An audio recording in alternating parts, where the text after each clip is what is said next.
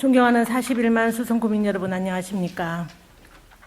수성 1, 2, 3, 4가동, 중동, 상동, 두산동을 지역구로 둔 도시환경보건위원회 소속 홍경임 의원입니다.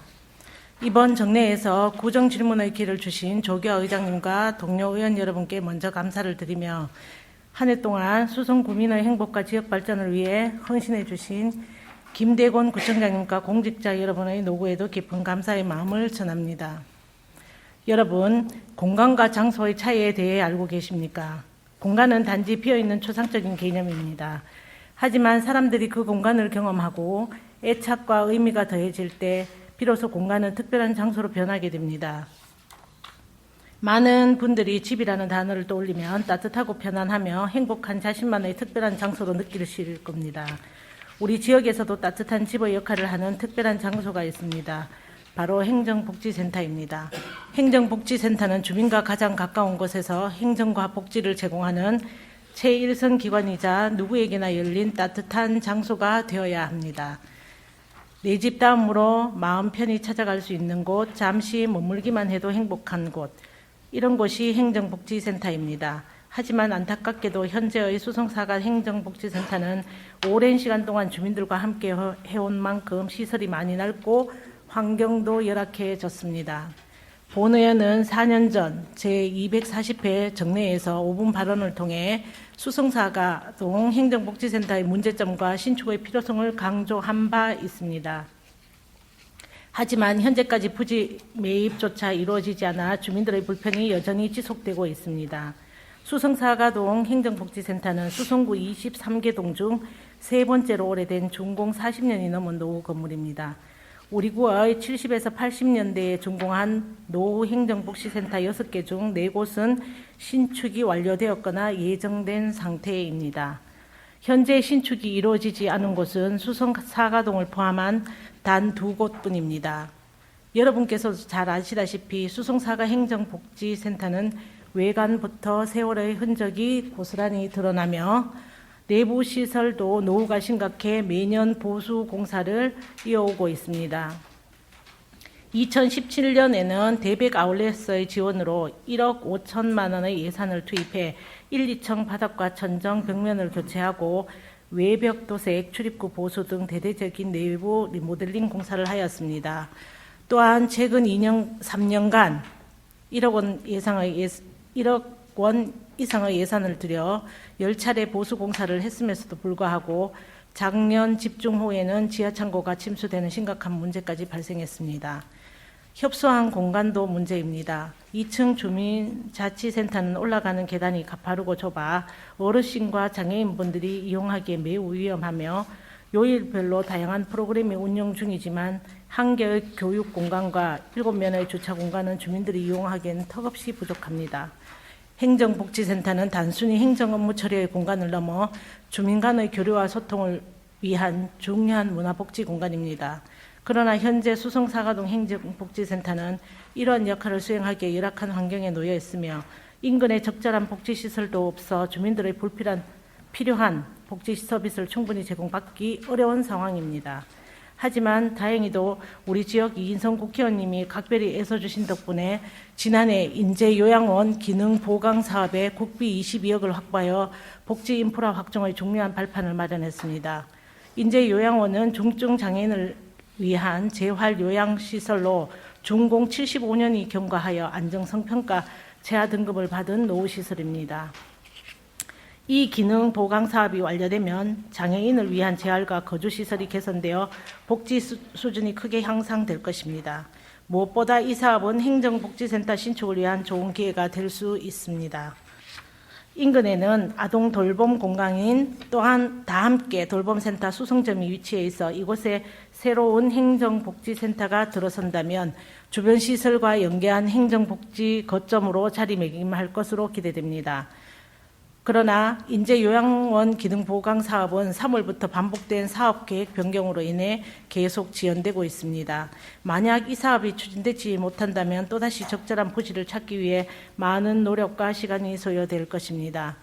수성사가동 행정복지센터의 부지 확보와 신축이 반드시 순차적으로 이루어져야 한다고 생각합니다. 신축의 필요성을 강조한 이후로 4년의 시간이 흘렀습니다. 23년부터 27년까지의 중기 지방 재정 계획에 행정복지센터 이전 예산이 반영되었고 이제는 신축을 더 이상 미룰 수 없습니다. 수성사가동 주민들에게 꼭 필요한 복지와 행복이 전달될 수 있도록 이에 대한 깊이 있는 검토와 적극적인 관심을 한 번 더 요청드립니다. 이제 구청장님께 질문드리겠습니다. 구청장님께서는 인재요양원 기능보강 사업의 지연과 이로 인한 행정복지센터 부지 확보의 어려움에 관한 사항을 어떻게 생각하십니까? 또한 부지 확보를 위한 구청 차원에서 진행 중인 노력과 향후 행정복지센터 신축에 대한 계획이 있으신지 답변 부탁드리겠습니다. 그럼 이상으로 구정 질문을 마치겠습니다. 감사합니다.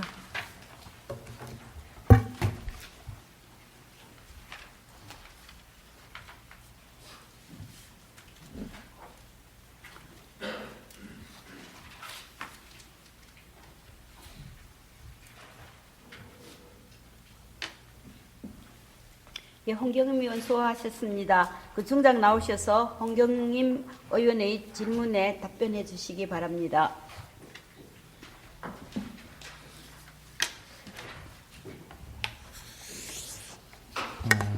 홍경임 의원님께서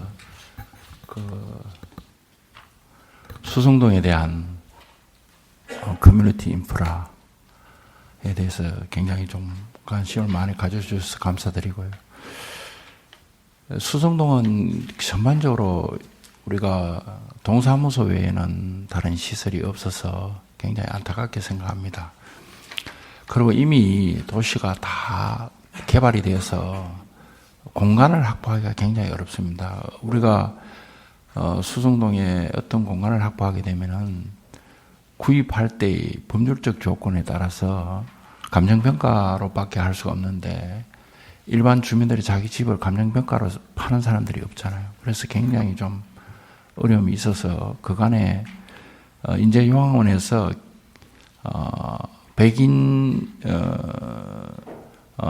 장애인 100인을 수용할 수 있고 또 병상이 30개 확보되는 기능보강 사업을 신청을 해서 인선 의원님께서 구비 22억 정도를 확보를 해 주셨습니다. 거기에 따른 대구시 매칭 비율이 27억 7천만 원 정도 되고 또 우리는 거기에 맞춰서 인재요양원의 자부담 비율을 확보해 주기 위해서 그동안에 한 300평 부지를 우리가 사서 그 비용을 자부담이 되도록 우리가 도와주는 사업을 진행해 왔습니다.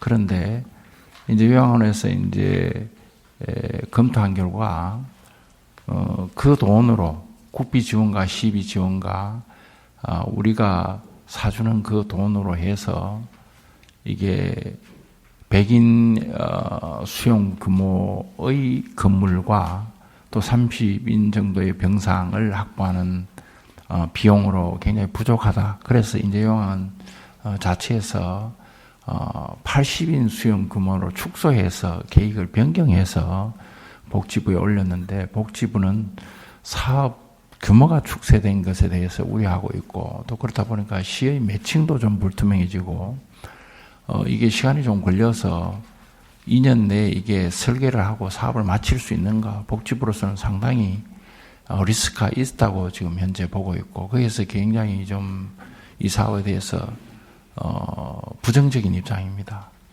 그래서 우리는 계속적으로 좀 요구를 하고 있는 상태고 이제 시간은 남지도 않아서 굉장히 좀 걱정이 됩니다.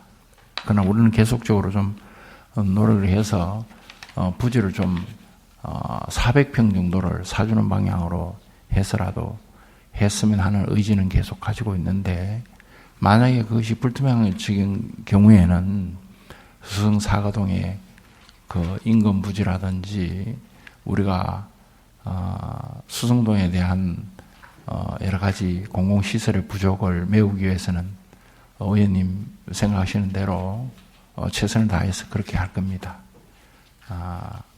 우선 시간적 문제가 남아있다고 봅니다. 그리고 보건복지부와 대구시와 협의해서 최종 어떤 판단에 따른 걸로 그렇게 봐주시면 될 것 같습니다. 이상입니다.